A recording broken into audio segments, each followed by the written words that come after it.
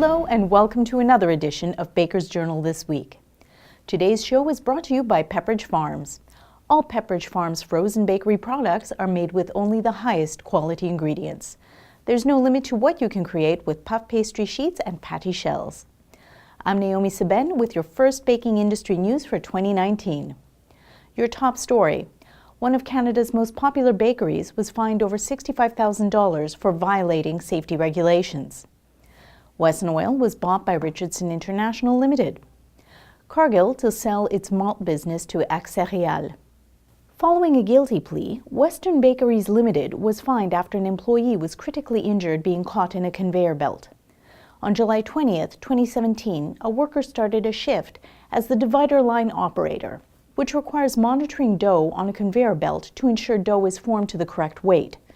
Noticing that there was a buildup of dough at the transition between two conveyors, the worker tried to brush off the excess dough and became caught. He was unable to reach the emergency pull cord. Convicted on December 14, 2018, Western Bakeries Limited was fined $65,000 by Justice Donovan Robinson in Provincial Offences Court in Newmarket, Ontario. Weston was required by court to pay an additional $16,250 to assist the victim of the crime, as required by the Provincial Offences Act. Richardson International Limited announced an agreement with Conagra Brands Incorporated to buy Wesson, a leading U.S. retail brand of cooking oils. Wesson has been a recognized name in the United States for cooking and baking applications for over a century.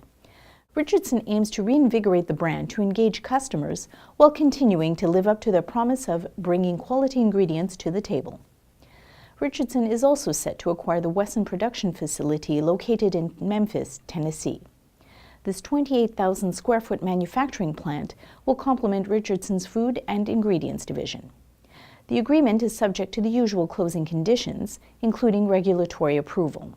The company anticipates the transaction to be finalized in the first quarter of 2019.